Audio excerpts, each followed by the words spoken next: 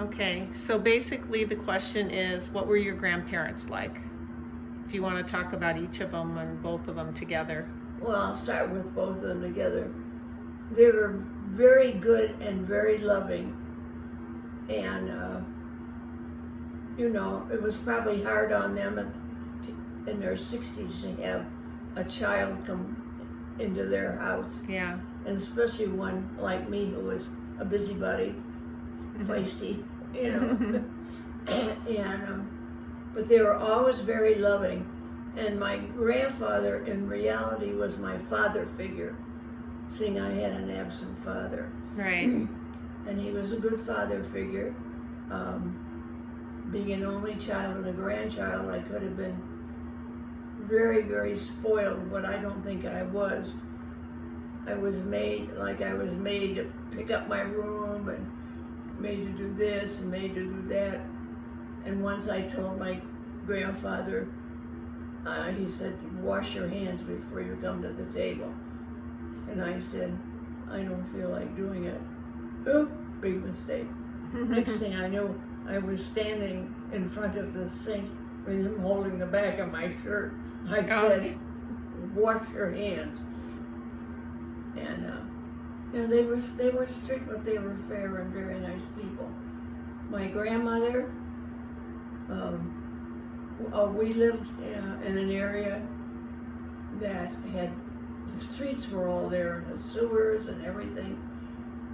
But then the Depression hit, so they didn't build only 5 houses in that whole area. So my grandmother had a really big, what she called a kitchen garden,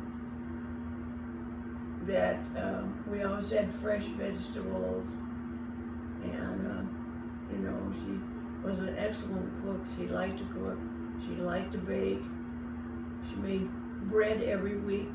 I never had store-bought bread until I was 9 or 10 years old, and we used to call it punk bread. What's punk bread? Oh, No, the stuff from the grocery store. Like Wonder Bread or something. Okay. That was punk bread. And that's how I learned to slice bread, because we had homemade bread, and I couldn't believe that kids didn't know how to slice bread. Because if I wanted a piece of bread, I had to slice it.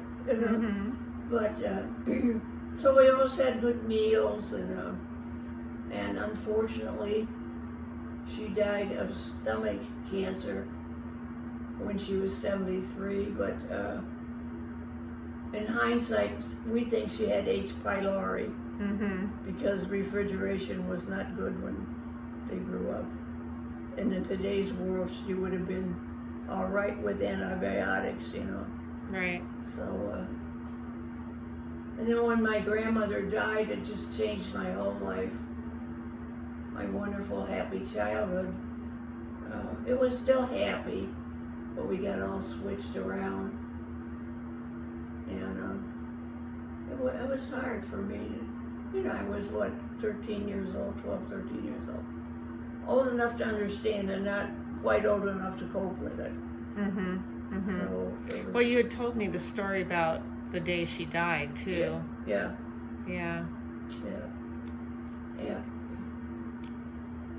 But I lived, I was a child in an adult world.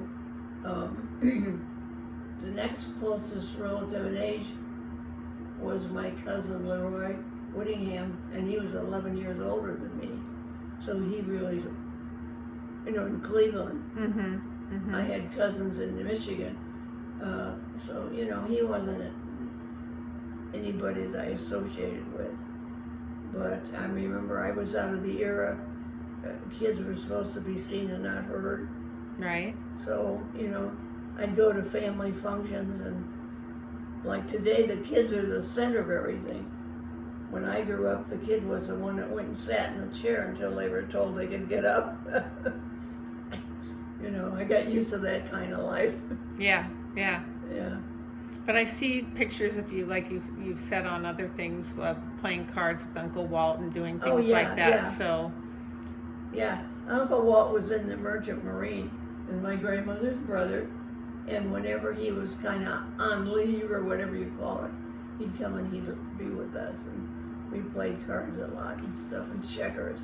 Now, did you guys have some kind of like a family evening thing? Because I had some of the pictures I see look like the living room. You guys would have the radio in there. And Yeah, we had a big console radio, and they used to like to listen to the programs that were in vogue then, you know.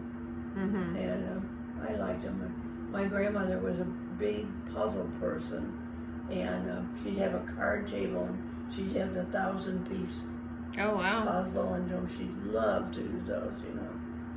Me being the kid I was, that's too much work. I want to run out and play baseball.